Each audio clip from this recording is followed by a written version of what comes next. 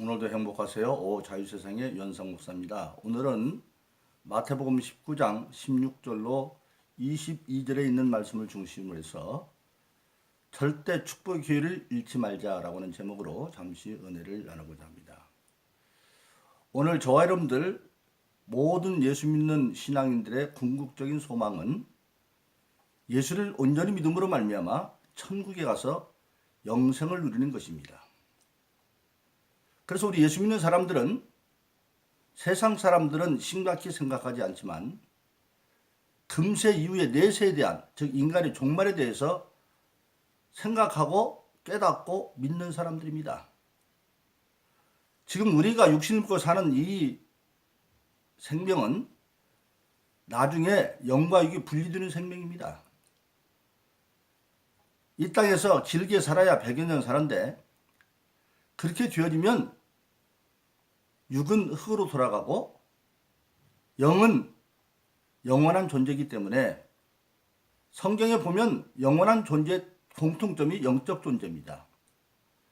하나님이 천지를 창조하신 근원영으로 영원하시고 또 하나님이 부리는 영으로 만든 천사들이 영원하고, 그러나 천사들은 육이 없죠. 하나님도 물론 육이 없고요. 우리 인간은 특별히 하나님께서 영육으로 만들어서 흙으로 육신을 빚고 코에 생기를 넣음으로 생명이 되어져서 우리는 영과 육으로 되어져 있습니다. 근데 이 육은 아담과 이브 인류의 조상이 범죄함으로 필경은 창세는 흑인이 흙으로 돌아갈지니라 흙으로 돌아가고, 영은 어떻게 되느냐? 모든 과정을 다 생략하고 나면 믿지 않는 자들은 죽어서 몸이 흙으로 돌아가고 난 뒤에 그 영은 어디에 가냐면 누가복음 16장에 있는 것처럼 펄펄 끓는 음부라고 하는 불구덩이에 들어가서 고난받고 있다가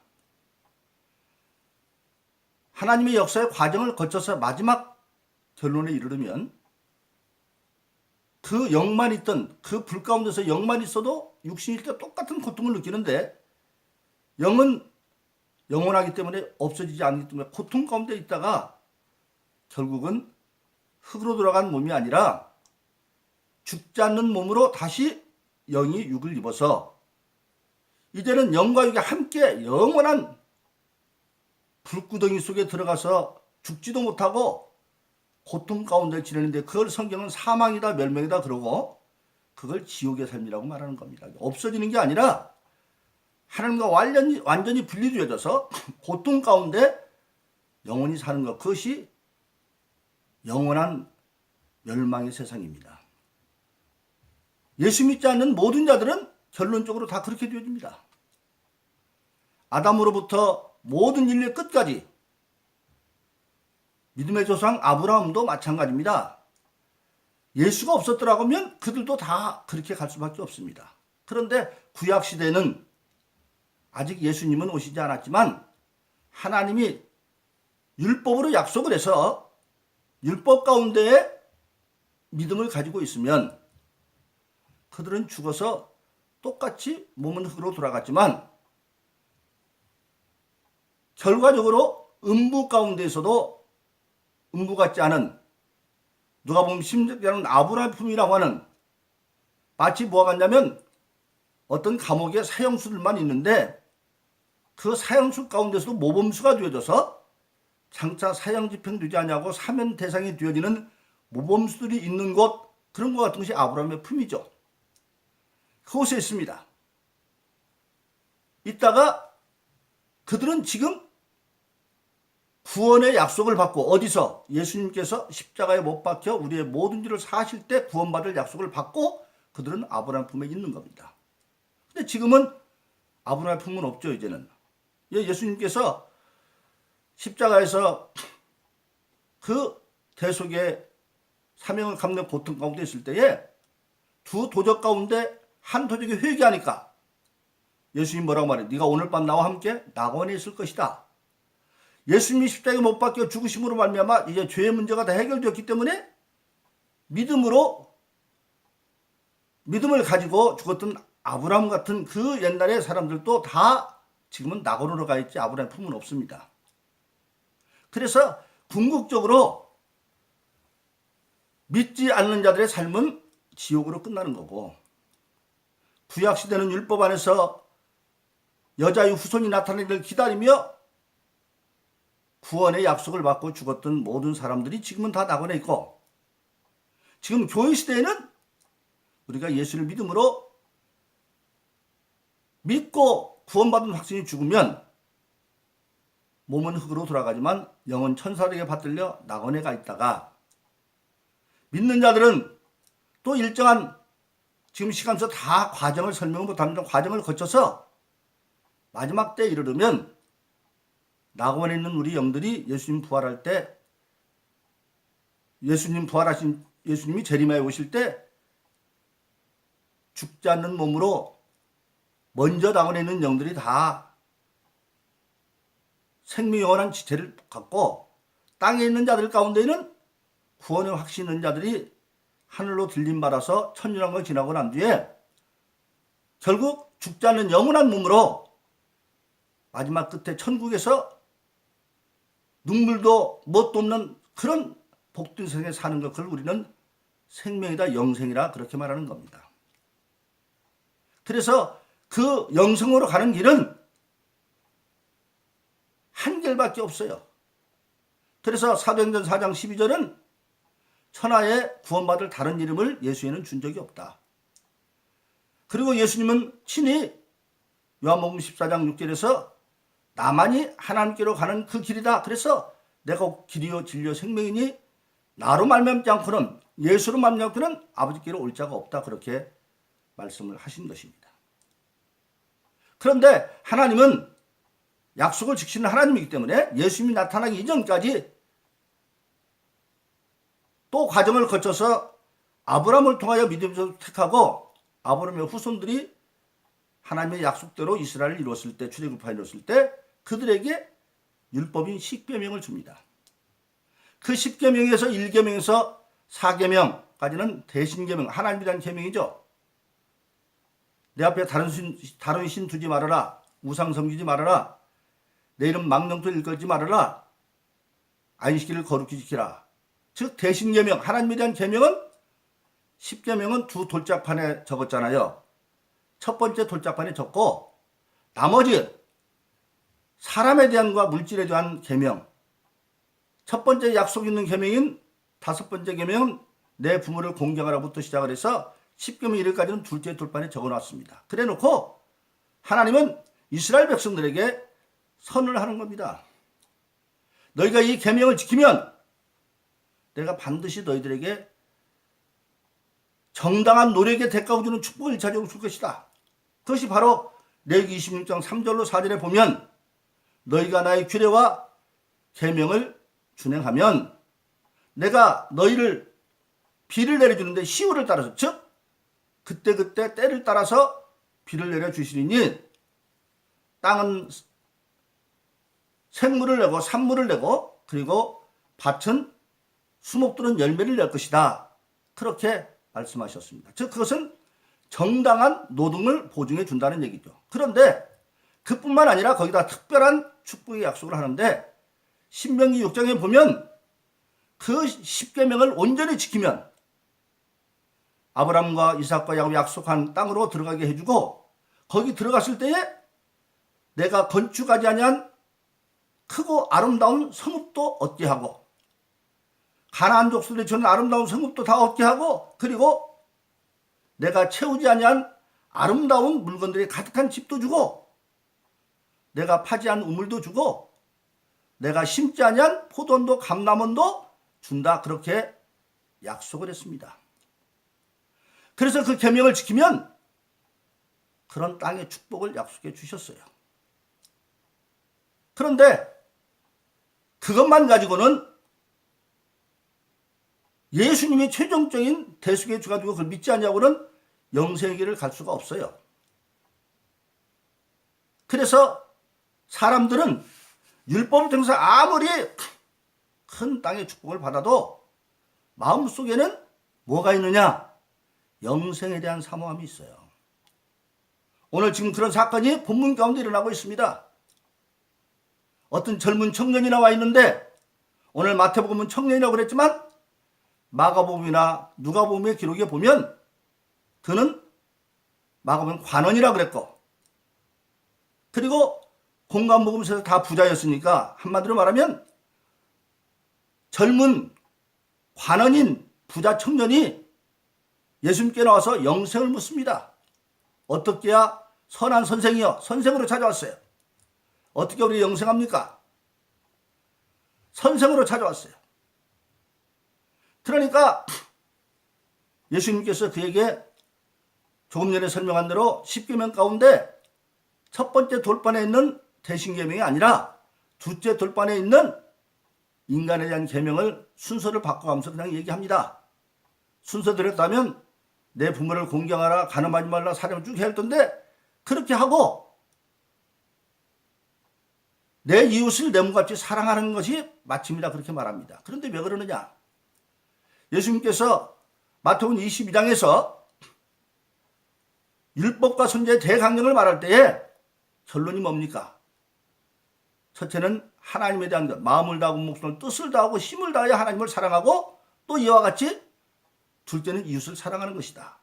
그러니까 첫째 뚫바는 하나님에 대한 율법의 완성, 둘째는 사람에 대한 것 그렇게 말씀하고 있듯이 예수님은 청년에게 그렇게 말을 하는 겁니다. 그러니까 청년이 말하기를 그래서 내가 어려서부터 다 지켰습니다.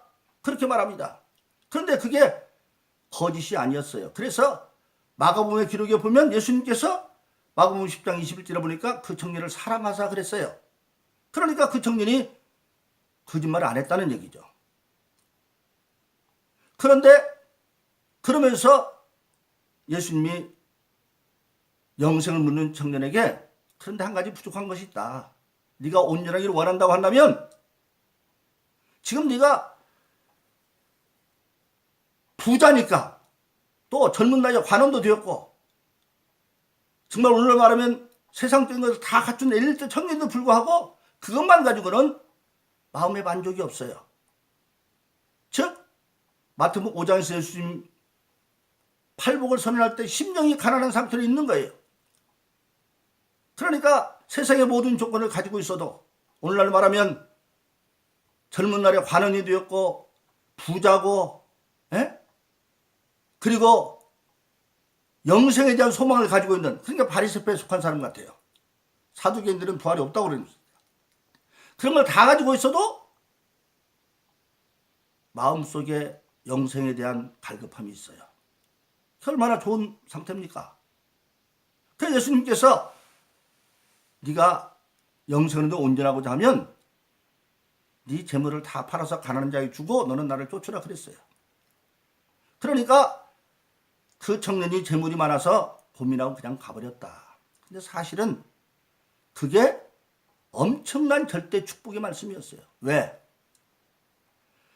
계명을 다 지켰기 때문에 하나님이 약속대로 레위기와 신명이 약속한 축복이 그 사람에게 주어져서 복을 받았어요. 재물이 많아요. 그런데 영생을 갈급하는 그 청년은 뭘 알았습니까? 이것만 가지고는 영원히 살 수 없다는 걸 알았어요. 오늘 말하면 우리가 항상 말하지만 우리가 사는 이 세상에 하늘과 땅은 다 없어지는 거잖아요. 시편 102편에 보면 천지는 없어진다 그랬고 이사야서 51장은 어떻게 없어지느냐? 하늘은 연기처럼 사라지고 땅은 옷처럼 헤어지고 그리고 베드로후서 3장 7절에 보면 하늘과 땅은 큰 심판의 날에 불사르기 위해서 잠시 보관한 것에 불과하고 계시록 22장 20장 12절에 이르면 이미 하늘과 땅은 간 곳이 없습니다.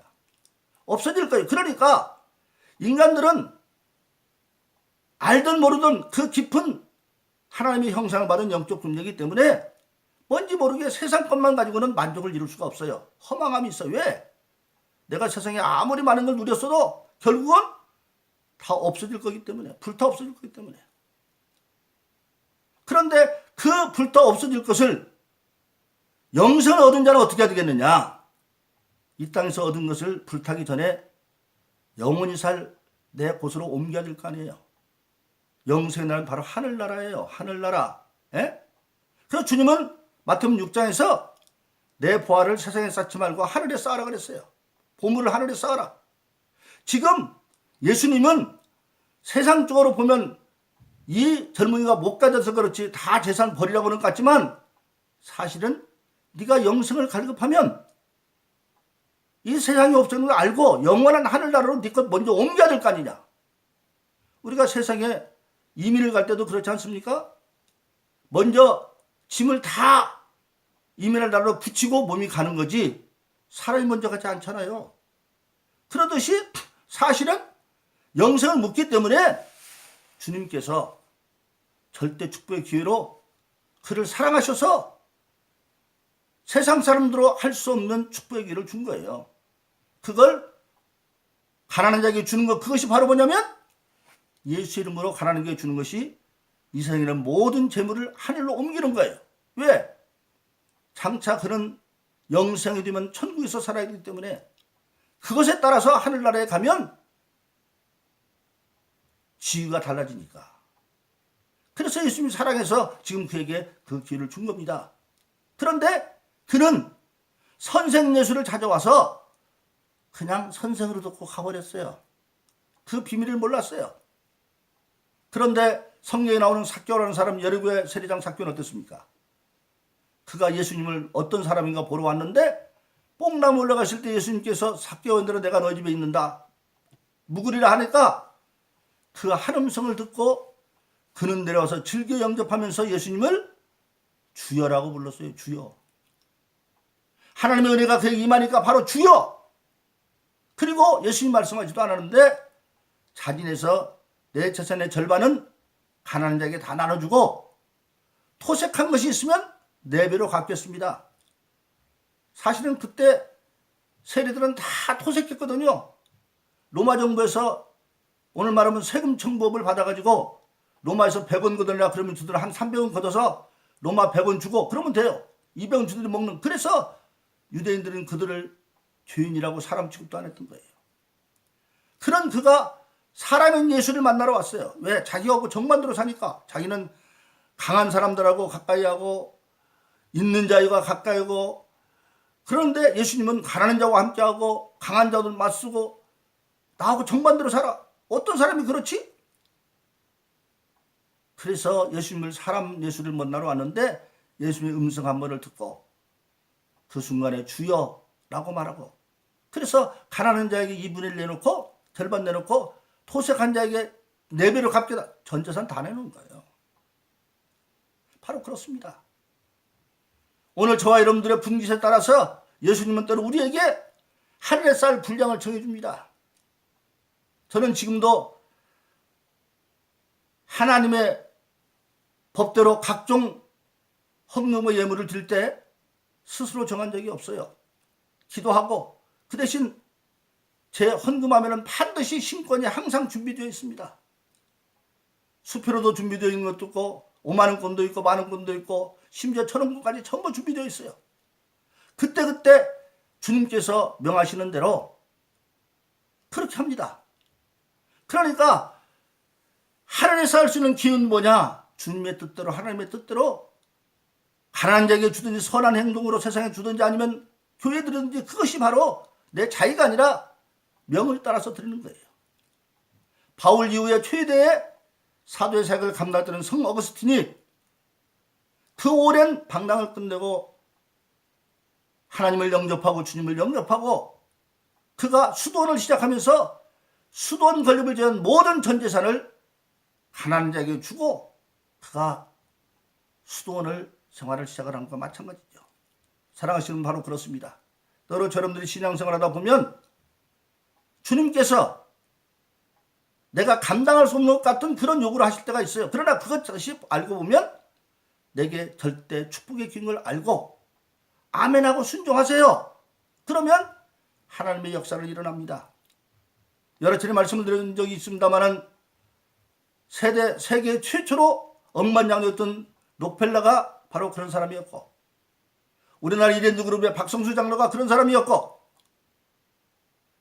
또 지금 조그마한 중견업체 회장인 3대 나중에 김광석 장관 그런 사람이었습니다.